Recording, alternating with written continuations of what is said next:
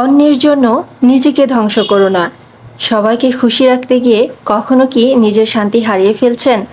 অনেক মানুষ আছে আমাদের সমাজে যারা অন্যের জন্য এত বেশি করে যে একসময় নিজের স্বপ্ন, মানসিক শান্তি আর জীবনটাই শেষ হয়ে যায়। আসসালামু আলাইকুম, নীলা লাইফস্টাইল থেকে নীলা বলছি।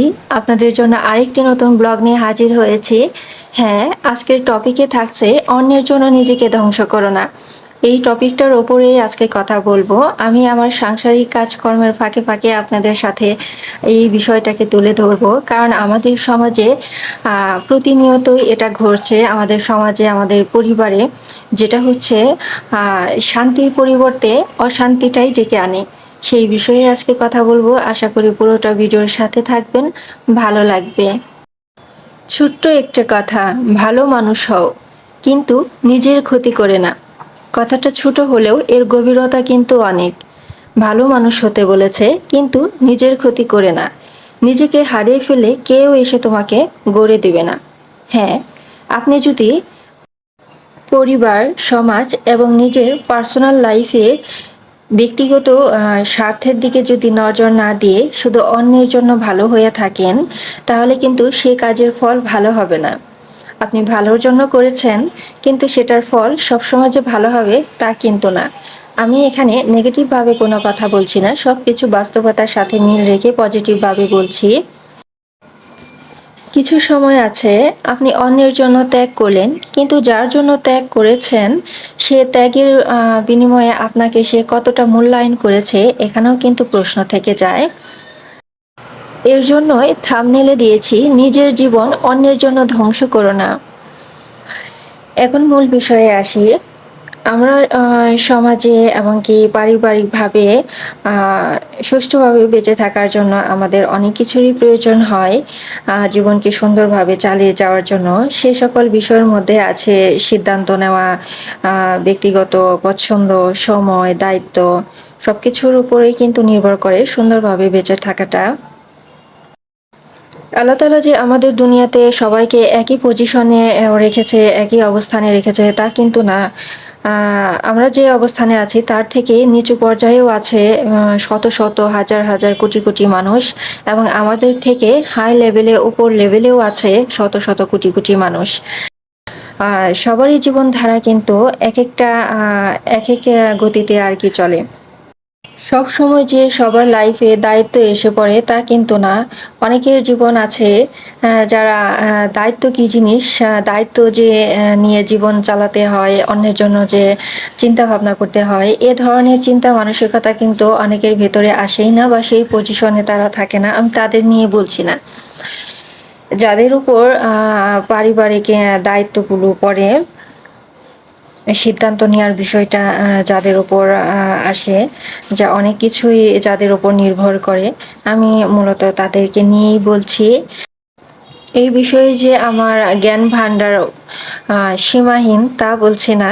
আমার ক্ষুদ্র জ্ঞান থেকে মনে হলো যে আজকে আসলে রান্নাবান্নার কোনো কিছু না দিয়ে দেখাচ্ছি হয়তো ভিডিওতে আমার কাজকর্মগুলো, কিন্তু সেই বিষয়ে কিন্তু আমি এখানে কোনো কথা বলছি না। মনে হলো যে এই বিষয়টা, এই টপিকটা আসলে কথা বলি, কারণ আমার কথা বলতে ভালো লাগে। যাই হোক, আমি এখন মূল টপিকে চলে যাই। হ্যাঁ, আমাদের চলার পথে কিন্তু সিদ্ধান্ত নিতে হয়, কারণ কোনো কাজ যদি আমরা সুষ্ঠুভাবে করতে চাই তাহলে কিন্তু সিদ্ধান্ত অবশ্যই নিতে হবে। সিদ্ধান্ত ছাড়া কোনো কাজ সুষ্ঠুভাবে করা সম্ভব না, পরিকল্পনা ছাড়া। তো সেই সিদ্ধান্ত নেওয়ার ক্ষেত্রে কিন্তু আমরা বড় ধরনের ভুল করে থাকি, অন্যের উপরে আর কি ছেড়ে দিই। যেটা আমার কাজ, আমি যেভাবে অনুধাবন করতে পারবো যে এটা করলে কি হবে, এর পরবর্তীতে এর ফলটা কি হতে পারে, আমি যতটুকু বুঝতে পারবো, সেটা যদি আমি অন্যের উপরে ছেড়ে দেই, সেটা কিন্তু সঠিকভাবে হবে না আর কি, আমি যতটুকু মনে করি। কারণ আমার সিদ্ধান্ত যদি অন্যের উপরে দেয়া হয় তাহলে কিন্তু তারা তাদের মতো করেই কথা বলবে। এখানে কিন্তু আমার পজিটিভ দিক, নেগেটিভ দিক, আমার ভালো ফলাফল, খারাপ ফলাফল, এটা কিন্তু তারা দেখবে না। তারা শুধু তাদের মতো করেই বলবে।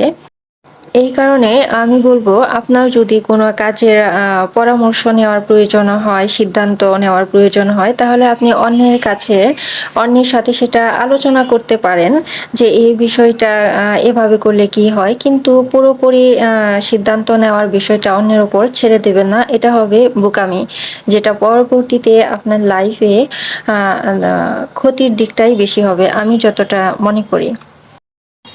আমাদের লাইফের আরেকটি গুরুত্বপূর্ণ বিষয় হচ্ছে পছন্দ। হ্যাঁ, পছন্দ, সিলেক্ট করা পছন্দ।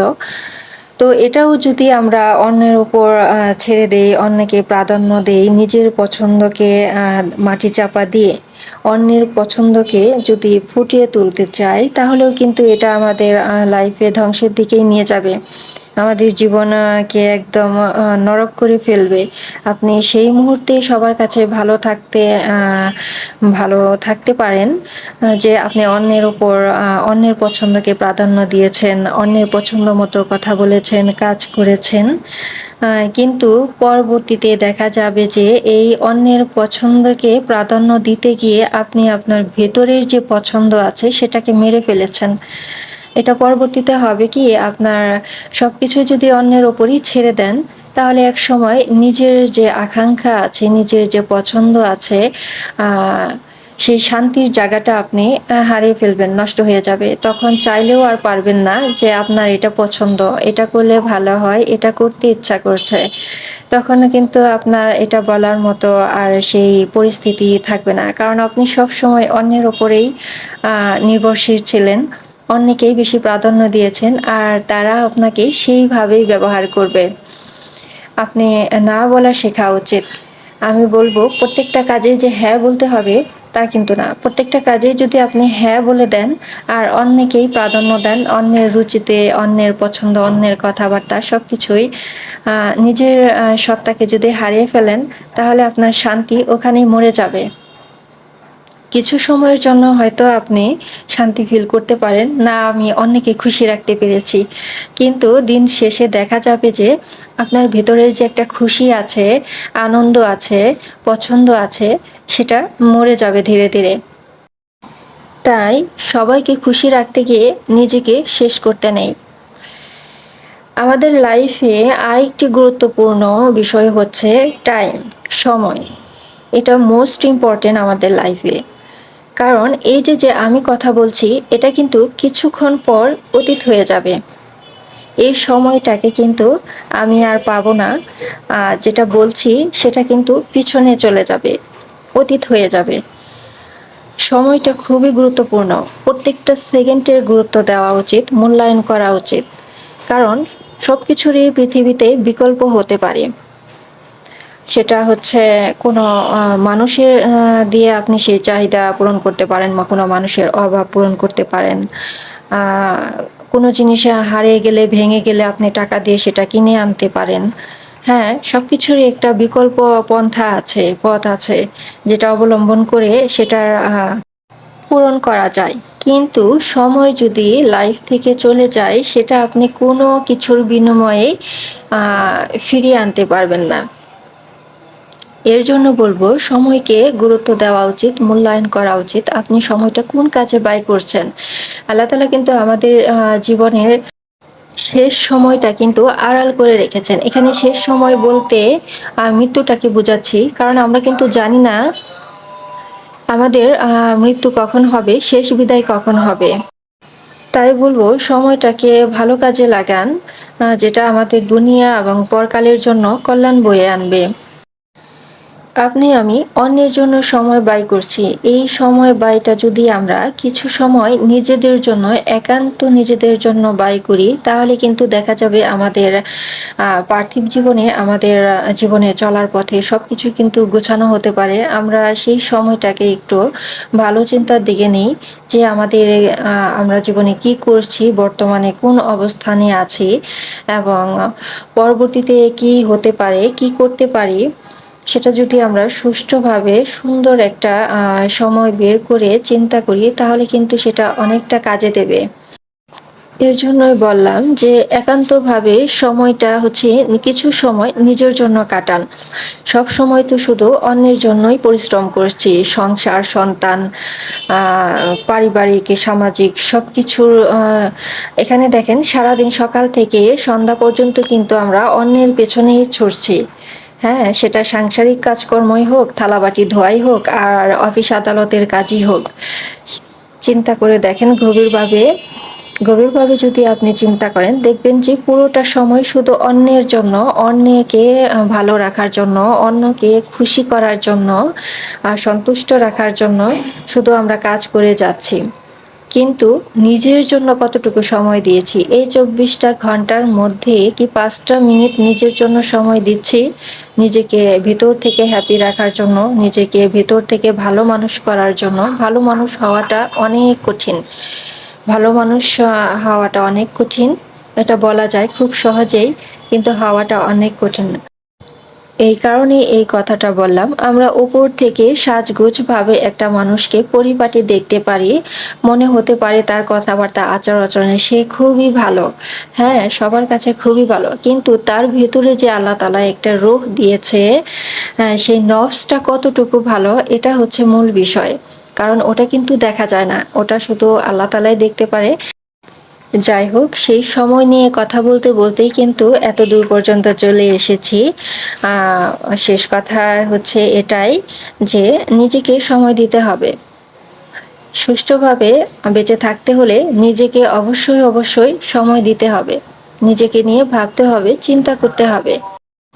এখন যদি আসি আমাদের বাস্তব জীবনের একটা গুরুত্বপূর্ণ বিষয়, সেটা হচ্ছে দায়িত্ব। এই দায়িত্ব পালন করতে করতে কিন্তু আমাদের যে নিজের একটা ভেতরের দায়িত্ব আছে সেটাই ভুলে যাই। ঘুরিয়ে ফিরিয়ে সে একই কথা, অন্যের জন্য দায়িত্ব পালন করতে করতে নিজের যে একটা দায়িত্ব আছে, নিজের প্রতি, নিজের অন্তরের প্রতি, নিজের মনে শরীরের প্রতি যে একটা দায়িত্ব আছে, সেই দায়িত্বটাও আমরা ভুলে যাই। আপনি কিন্তু কখনোই কাউকে আপনার কাজ দ্বারা, কথা দ্বারা, জিনিসপত্র দেয়া হোক, যেটাই হোক, কাউকে কিন্তু আপনি মন ভরে সন্তুষ্ট করতে পারবেন না। আল্লাহ তাআলা মানুষকে এমনভাবে বানিয়েছেন, তাদের চাহিদা আকাঙ্ক্ষা একটা পূরণ হলে সামনে আরেকটা এসে হাজির হয়। আপনি কোনো কিছু দিয়েই এই মানব জাতিকে সন্তুষ্ট করতে পারবেন না। এর জন্য বলি, অন্যের প্রতি দায়িত্ব তো থাকবেই, সেটা পালন করবেন ঠিক আছে, কিন্তু নিজের যে দায়িত্ব আছে সেটাকে প্রাধান্য দেন। সেটাকে যদি প্রাধান্য না দেন, তাহলে আপনি ভিতর থেকে মরে যাবেন, শেষ কথা।